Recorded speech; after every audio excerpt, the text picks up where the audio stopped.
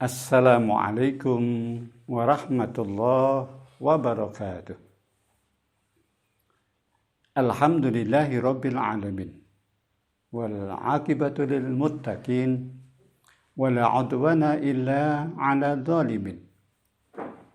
Ashhadu an la ilaha illallah wahdahu la syarikalah. Wa ashhadu anna Muhammadan abduhu wa rasuluh. Allahumma salli wa sallim wa barik ala Muhammadin wa ala alihi wa sahbihi ajma'in. Segala puji marilah bersama-sama kita sanjungkan, kita haturkan kehadirat Allah Rabbul Alamin, Zat yang Maha Agung, Maha Suci, dan dengan maha kasih sayangnya sungguh-sungguh Dia telah mencurahkan, menganugerahkan berbagai karunia nikmat yang tak ternilai dan tak terhingga banyaknya kepada kita sekalian. Salawat salam mudah-mudahan juga semoga selalu dicurahkan oleh Allah kepada junjungan kita Nabi Agung Muhammad sallallahu alaihi wasallam beserta para keluarganya, para sahabatnya, dan orang-orang yang selalu mengikuti sunnah-sunnahnya. Para pemirsa, pendengar rahimakumullah, terutama jemaah pengajian yang pada saat ini bisa menangkap siaran ini. Terutama para pemirsa MTTV, pendengar Radio Purnama Siji di mana saja berada. Pada saat ini sungguh merupakan saat yang amat sangat berharga bagi kita. Karena kita masih mendapatkan anugerah yang paripurna. Yang pertama, kita masih diberi panjang usia sampai detik ini. Dan ini merupakan anugerah yang tak bisa diukur, dinilai dengan ukuran materi dan duniawi. Demikian pula Allah menganugerahkan kesehatan bagi kita. Ini pun karunia yang tak ternilai harganya. Maka marilah sedikit kita renungkan bersama, terutama bagi orang-orang yang telah mendapatkan petunjuk dari Allah sehingga dia menjadi seorang yang beriman, menjadi orang yang yakin, orang-orang yang di dalam hatinya mempunyai keyakinan bahwasanya di alam semesta ini ada kekuatan yang maha dahsyat. Ada sang penguasa yang mempunyai kekuasaan yang luar biasa. Dan sebagaimana kita ketahui bahwa ketika seorang yang mengaku menjadi orang Islam, maka dia pasti akan mengenal apa rukun Islam itu.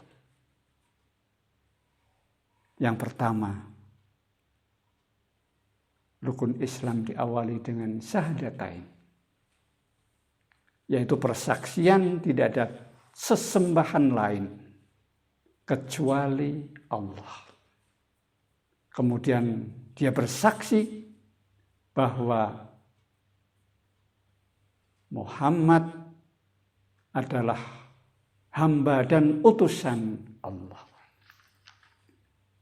Kemudian yang kedua adalah sholat. Yang ketiga adalah puasa Ramadan. Yang keempat adalah zakat. Dan yang kelima adalah haji. Dan kita amat sangat bersyukur Karena Allah yang maha bijaksana memberikan tuntunan yang luar biasa. Dari kelima rukun Islam itu, maka setelah syahadatain, kewajiban yang paling utama adalah sholat. Dan ternyata sholat itu adalah ibadah yang hampir-hampir bisa dilakukan oleh semua orang Islam.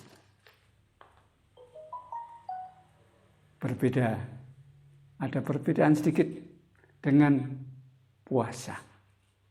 Puasa itu ada kalanya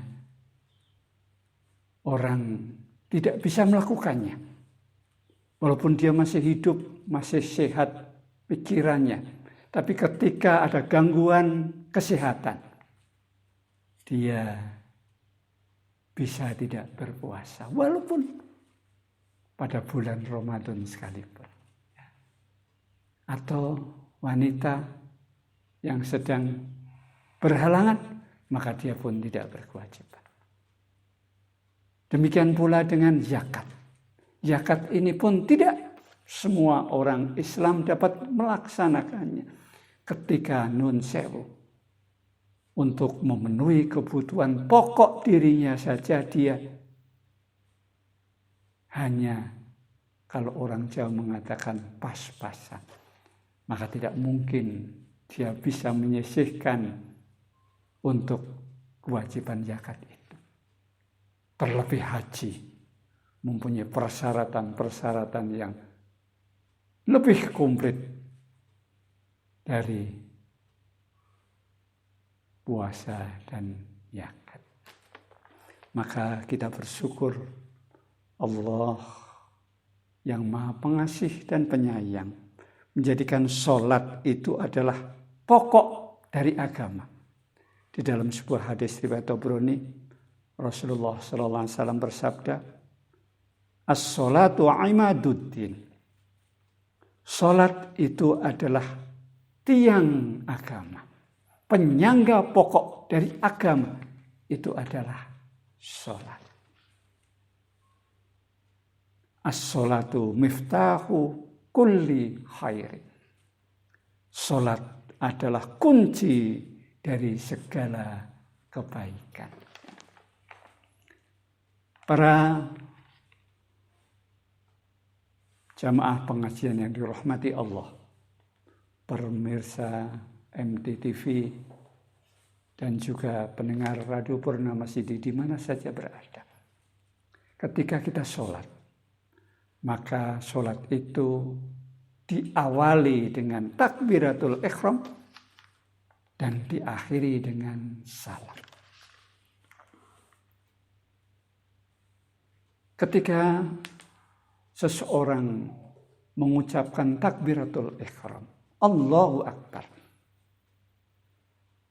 yaitu mengagungkan Allah, maka akan banyak sikap yang ditunjukkan oleh orang itu tergantung seberapa dia menghayati siapa yang sedang dihadapinya. Semakin dia memperoleh pengetahuan tentang siapa Allah, maka dia akan semakin bisa mengekspresikan di dalam sholat itu. Maka para jamaah rahimakumullah, sekelumit sekedar gambaran bagaimana kehebatan kekuasaan Allah. Itu bisa ada satu cara untuk bisa kita agak dibantu untuk lebih menghayatinya. di tahun 1929 terjadi satu peristiwa penting yang menjadi awal pergeseran pandangan di lingkungan para ahli tentang penciptaan alam semesta ini. Dan saat itulah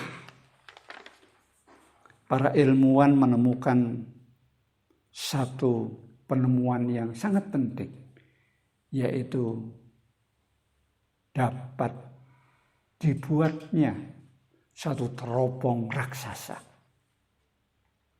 yang dikenal dengan teropong Hubble. Dan dari pengamatan ilmuwan Gemov, Alper dan Herman, dia mengatakan bahwa saat itu pada sekitar 12 miliar tahun yang lalu terjadilah satu ledakan yang luar biasa. Dan ledakan itu melemparkan materi ke seluruh jagat raya. Dan materi yang dilemparkan itu kemudian bisa dideteksi oleh para ilmuwan yang jumlahnya adalah 100 miliar galaksi, yang setiap galaksi terdiri tidak kurang dari 100 miliar bintang. Sehingga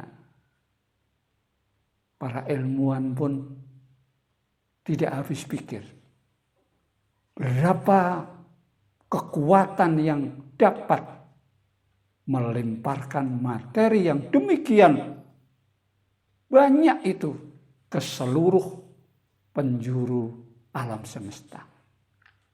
Dan tidak hanya itu, semuanya itu ditempatkan di tempat yang luar biasa tepatnya.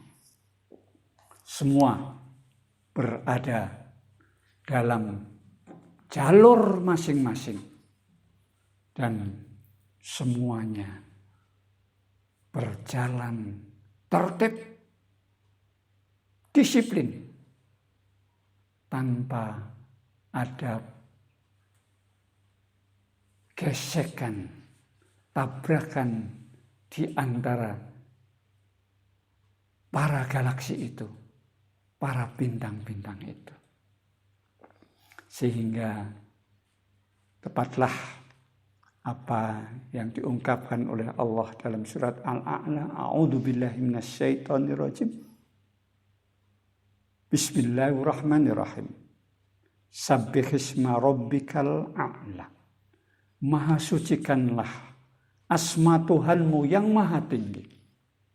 Alladzi khalaqa fassawwa. Yang Allah itu dialah yang telah menciptakan ciptaannya dan menyempurnakan ciptaannya. Walladzi qaddara fahada, dan yang telah mengukur ukuran-ukurannya dan kemudian dia memberikan petunjuk kepadanya. Dari sekelumit gambaran itu, para jamaah pengajian yang dirahmati Allah, pemirsa MTTV, dan juga pendengar Purnama CD di mana saja Anda berada.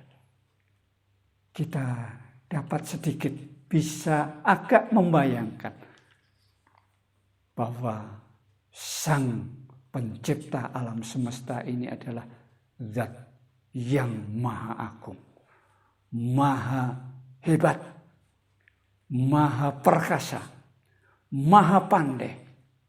Maka tepatlah Kemudian orang yang beriman ketika sholat, dia diawali dengan takbiratul ihram. Allahu Akbar. Allah yang Maha Agung. Dan tidak hanya itu saja. Setiap perubahan, pergerakan di dalam sholat, maka kita pun mengucapkan Allahu Akbar. Inilah satu keberuntungan bagi kita semuanya. Orang-orang yang beriman. Terlebih lagi ketika dia sholat, kemudian dia betul-betul menghayati nilai-nilai yang terkandung di dalam sholat itu. Ucapan-ucapan di dalam sholat itu. Sehingga Allah di dalam surat Al-Mu'minun memberikan satu kabar yang luar biasa. Dengan firman-Nya, A'udzubillahi minasyaitonirrajim. Qad aflahal mu'minun. Sungguh-sungguh beruntung orang-orang mukmin. Alladzina hum fi sholatihim khashi'un. Yaitu orang-orang yang ketika sholat dia mencapai satu keadaan khusyuk. Inilah para pemirsa rahimakumullah di mana saja berada, marilah kita bersyukur kepada Allah. Karena ketika kita betul-betul menjalankan sholat dengan sebaik-baiknya, maka insya Allah itu akan mempunyai dampak yang luar biasa di dalam diri kita. Dan berikutnya, setelah selesai sholat, karena ketika kita menyelesaikan sholat itu, maka ucapan yang diucapkan adalah Assalamualaikum warahmatullahi wabarakatuh. Menengok ke kanan dan Assalamualaikum warahmatullahi wabarakatuh. Kita menengok ke kiri. Artinya seorang yang betul-betul sudah mencapai tingkat sholat dalam arti yang dikehendaki oleh tuntunan agama, maka pasti dia akan mempunyai akhlakul karimah. Akhlakul karimah yang pertama adalah kepada Sang Pencipta yang telah memberikan kebaikan kepada alam semesta ini, termasuk kepada orang yang sholat. Dan pada gilirannya, orang yang sholat itu pun kemudian dia mencoba untuk mengikuti akhlak Allah, yaitu berbuat baik kepada siapapun saja yang dia temui. Baik itu orang-orang yang seiman dengan dia, bahkan kepada orang yang belum beriman pun dia akan melakukan kebaikan. Dan mudah-mudahan kita termasuk orang yang mendapatkan keberuntungan itu. Kalau ada benarnya, itu hanya petunjuk dan pertolongan Allah. Dan kalau ada kesalahannya, astagfirullahaladzim. Dan apabila ada kata-kata yang kurang berkenan di hati para pemirsa semuanya, saya memohon maaf yang sebesar-besarnya. Nasrun minallah wa fathun qarib. Assalamualaikum warahmatullahi wabarakatuh.